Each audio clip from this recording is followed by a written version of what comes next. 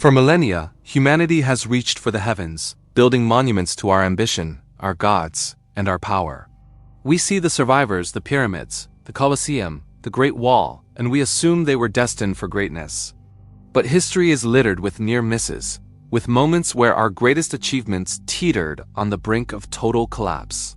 These are the stories of the biggest construction fails in history, the disasters that were narrowly averted, and the engineering secrets hidden within the cracks of our most iconic structures. The Leaning Tower of Pisa is famous for its flaw. But the truly unsettling fact is that it began to fail before it was even finished. Construction began in 1173 on soft, unstable subsoil, a mix of clay, sand, and shells. By the time builders reached the third story just 5 years later, the southern side was already sinking. The structure didn't fail immediately. That was the terrifying part. Construction was halted for nearly a century. This pause, a result of war and civil unrest, was the tower's salvation. The soil had time to compress and settle under the partial weight. When work resumed, engineers tried to compensate, making the new columns on the sinking side taller than the others. It was a desperate, visible correction that only added more weight to the weaker foundation, causing it to lean even more. For centuries, it was a slow-motion catastrophe, a 14,500-ton marble pendulum swinging ever closer to the ground. In 558 AD, the heart of the Byzantine Empire nearly shattered. The Great Dome of the Hagia Sophia, the largest church in the world, had stood for only 2 decades when a massive earthquake struck Constantinople. The dome, a masterpiece of engineering, was breathtakingly shallow, designed to look as if it were suspended from heaven by a golden chain. But its ambition was its weakness. The original design was too flat, pushing immense outward pressure onto the supporting piers. The earthquake was simply the final push. Eyewitnesses described a terrifying roar as the eastern part of the dome disintegrated, crashing down into the nave and destroying the altar. It was a theological and engineering crisis. Emperor Justinian ordered an immediate reconstruction, but this time he turned to a new architect who understood the flaw. The new dome was built taller, with a steeper curve to channel the weight more directly downwards, and its base was reinforced. The Hagia Sophia we see today is not the original vision. It is a survivor, a monument rebuilt from the lessons of a catastrophic failure. The Great Pyramid of Giza holds secrets buried deeper than any pharaoh's tomb. During its construction around 2560 BC, the builders faced a crisis that could have brought the entire project crumbling down. Deep inside the pyramid, above the king's chamber, engineers were building a series of 5 stress-relieving chambers. They were designed to protect the royal burial room from the crushing weight of the millions of tons of stone above. But as the immense load settled, something went wrong. Huge granite beams, weighing up to 70 tons each, began to crack. We can still see the evidence today, deep, jagged fractures running through the solid rock. The pharaoh's eternal home was threatening to collapse before it was even sealed. In a desperate act of reinforcement, ancient engineers packed the cracks with plaster and wedged supports into place. It was a silent, frantic repair job, hidden from view for 4,500 years, a testament to how close the world's most enduring wonder came to becoming its biggest pile of rubble. The Roman Colosseum was the stage for spectacular, brutal entertainment. But one of its most ambitious spectacles, the staged naval battles or naumachia, was plagued by failure. The plan was to flood the arena floor, turning it into a miniature sea for mock ship combat. To do this, a complex system of underground plumbing and aqueducts was designed to rapidly fill and drain the space. It almost never worked as intended. The underground systems, the hypogeum, were a maze of tunnels, elevators, and cells. Sealing this complex basement to hold millions of gallons of water proved to be an engineering nightmare. The systems failed repeatedly, with massive leaks turning the substructure into a muddy, unusable swamp. The dream of epic naval battles in the heart of Rome was largely abandoned. The failure forced a redesign, and the floor was permanently paved over to focus on the gladiator games the Colosseum is now famous for, its greatest aquatic ambitions sunk by a simple, unstoppable leak. The story of the Tower of Babel is often seen as a myth about human arrogance, but at its core lies an engineering truth. The ziggurats of ancient Mesopotamia, like the one that may have inspired the legend, were massive mud brick structures. They were built to reach the gods, but they were bound by the physical limits of their materials. As they built higher, the immense weight of the upper levels would begin to crush the lower, sun-dried bricks. Without the advanced stone cutting and internal support of later civilizations, they hit a structural ceiling.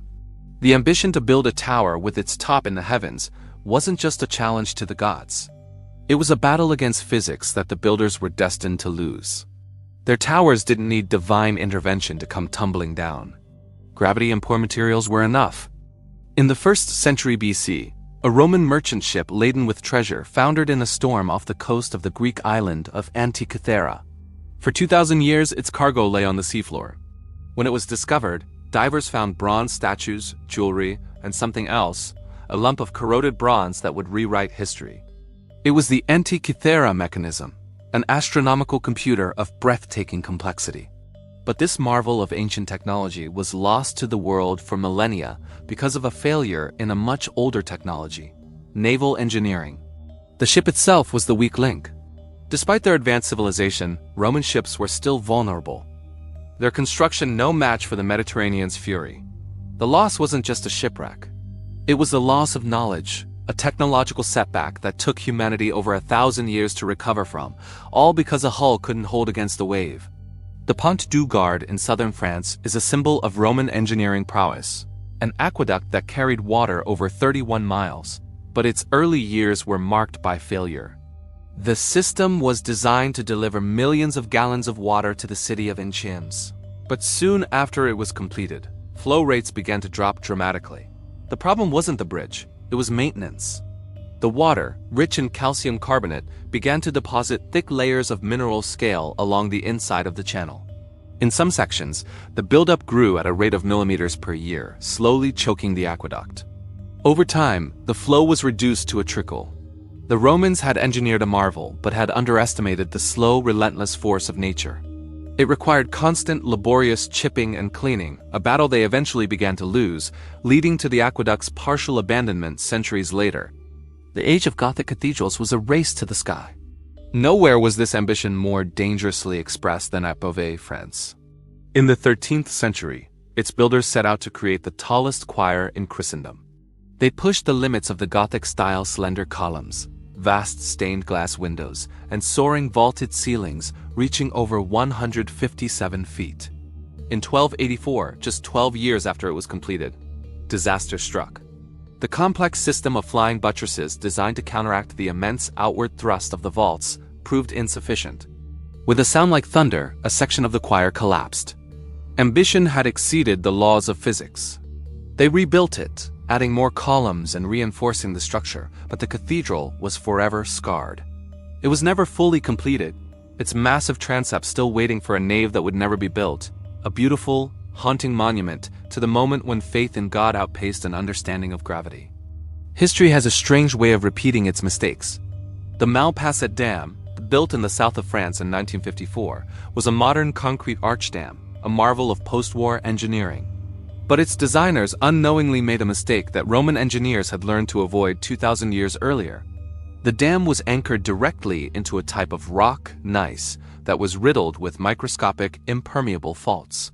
When the reservoir filled for the first time, immense water pressure built up behind and under the dam wall. A single unseen fault line, acting like a sealed hydraulic press, finally gave way. On December 2, 1959, the dam didn't just crack, it vanished. A 160-foot wall of water tore through the valley below, a tragedy caused by a failure to understand the ancient ground on which they built, reusing a flawed technique of trusting rock without understanding its hidden weaknesses. The Great Wall of China is not a single wall but a sprawling collection of fortifications built over centuries. We imagine an unbroken, formidable barrier, but some sections failed almost as soon as they were built. The earliest walls were not stone but were constructed from rammed earth layers of local soil compacted between wooden frames. In regions with sandy or loess soil, these walls were incredibly vulnerable to erosion. Wind and rain would begin to eat away at them immediately. Entire sections, built at great human cost, would slump and crumble within a single generation, sometimes even within a few years. It was a constant losing battle against the elements, a reminder that the wall's greatest enemy wasn't just invading armies, but the very ground from which it was made. Machu Picchu, the lost city of the Incas, seems to be built in an impossible location, clinging to a narrow ridge between two mountain peaks. It's a place prone to torrential rains and landslides. The city should have washed away centuries ago. The reason it survives is not a miracle, but a masterpiece of hidden engineering. The Incas understood the risks. Before they laid a single stone for a temple, they built the city's foundation. Nearly 60% of the construction at Machu Picchu is underground, a deep footing of crushed rock and gravel for drainage, and a complex system of terraces to prevent erosion. They identified the landslide risk zones and avoided them, or engineered solutions for them. Their genius wasn't just in what they built, but in what they chose not to build on. They averted a catastrophic collapse by respecting the mountain, not just conquering it. Roman amphitheaters like the Colosseum were often fitted with a velarium, a massive, retractable awning that provided shade for the tens of thousands of spectators. This was ancient engineering on a scale that is hard to comprehend, an adjustable fabric roof covering acres, manipulated by hundreds of sailors using a complex system of ropes and pulleys. And it was a system prone to failure. A sudden gust of wind could catch the massive sail, ripping it from its masts, and sending heavy ropes and wooden supports crashing down into the crowd below. Historical accounts mention such accidents. It was a delicate, dangerous dance of technology and nature, and sometimes nature won, turning a day of entertainment into a scene of structural failure and terror. The Lighthouse of Alexandria was one of the 7 wonders of the ancient world, a tower so tall its light was said to be visible 35 miles out to sea. But it was built in a seismically active region. Over the centuries, a series of earthquakes took their toll. The first major blow came in 956 AD, weakening the top section. Then, in 1303 and 1323, 2 more powerful quakes shattered its structure. It didn't fail in a single dramatic moment. It was a slow, agonizing decay. For years it stood as a damaged ruin, its upper tiers gone, its grandeur diminished. The final collapse was just the inevitable end of a long battle against the earth itself. Its failure teaches a humbling lesson. Even the greatest wonders built by human hands are temporary when measured against the power of the planet. At its peak in the 12th century, Angkor, the capital of the Khmer Empire, was the largest pre-industrial city in the world, home to nearly 1 million people. Its existence was made possible by one of the most complex water management systems ever conceived, a network of canals, reservoirs, and basins. But this system was also its undoing. The network became too vast, too complex. It diverted so much water that it began to alternate between periods of uncontrollable flooding and severe drought, stripping the landscape of its topsoil and forests. The very system designed to sustain the city began to overload and destroy it. The collapse of Angkor was not the result of an invasion, but of an environmental and engineering catastrophe of its own making. The city wasn't conquered. It was drowned and then starved by its own ambition. The Palace of Versailles is the ultimate symbol of royal opulence. But behind the gilded mirrors and manicured gardens lay a stinking, unsanitary disaster. In the 17th century, the palace, designed to house thousands of nobles, had a shockingly primitive drainage system. There were very few toilets, and the sewage crisis was constant. Waste was often simply tossed from windows into the courtyards. The grand canals and water features, designed by André Lintré, became contaminated. The palace, a beacon of culture and power, was plagued by disease and an ever-present foul odor. It was a grand architectural statement built on top of a failed infrastructure, a beautiful facade hiding a public health catastrophe. The concept of the suspension bridge, a deck hung from cables, is ancient. Early examples from China, dating back centuries, used chains made of iron, but they were susceptible to a terrifying and invisible enemy, rust. The constant stress on the chains, combined with humidity and rain, led to corrosion at the weakest points of the links. There was no way to inspect the integrity of each link in a chain that was hundreds of feet long. Failure was sudden and total. A single link would snap, causing a chain reaction that would send the entire bridge deck plunging into the river below. These early failures highlighted a fundamental challenge. Building a structure is one thing, but ensuring its long-term integrity is another, far more difficult problem. Throughout medieval Europe, some castles didn't fall to invading armies or collapsing walls. They slowly sank into the land beneath them. Built on marshes, peat bogs, or reclaimed swamps for natural defense, these fortresses seemed secure at first, but the unstable ground proved treacherous over time. Massive stone walls compressed soft soil, causing foundations to shift, tilt, and sink unevenly, sometimes swallowing entire towers. Seasonal flooding worsened the problem, turning once formidable strongholds into structural disasters. In several cases, castles had to be abandoned, partially dismantled, or rebuilt nearby, leaving behind ruins that appear as if the earth itself claimed them. These forgotten fortresses are a reminder that medieval engineering could outsmart enemies, but not always geology. When construction of Florence's cathedral, Santa Maria del Fiore, reached its most ambitious stage in the early 15th century, the project came to a standstill because no one knew how to build the dome. The opening was so wide that traditional wooden scaffolding would have required more timber than existed in all of Tuscany, and the engineering knowledge to span such a massive space had been lost since ancient Roman times. For decades, the cathedral stood unfinished, its enormous hull exposed to the sky, a public symbol of architectural crisis and civic embarrassment. It wasn't until Filippo Brunelleschi proposed a radically new solution, building a self-supporting double-shell dome without centering, that the impossible became achievable. What followed was not just a construction breakthrough, but one of the greatest engineering feats of the Renaissance, proving that innovation could resurrect forgotten knowledge and push architecture beyond its limits. The first attempt to build the Panama Canal in the late 19th century was one of the most catastrophic engineering failures in history. Led by the same French team that had successfully completed the Suez Canal, planners assumed Panama would be just as straightforward, but they underestimated the jungle, the mountains, and the climate. Torrential rain triggered constant landslides, flooding excavation sites as quickly as they were dug, while malaria and yellow fever tore through the workforce, killing tens of thousands of laborers. Poor sanitation, flawed planning, and financial mismanagement only worsened the disaster, eventually driving the project into bankruptcy and scandal. Long before the canal became a symbol of modern engineering success, it stood as a grim lesson in how nature, disease, and overconfidence can overwhelm even the boldest human ambitions. And finally, in Hanoi, ambitious flood control projects once promised to tame the powerful Red River, but instead exposed the limits of human engineering. As the city expanded, massive embankments, drainage systems, and control structures were built to protect urban areas from seasonal monsoon floods, giving officials confidence that the river had finally been mastered.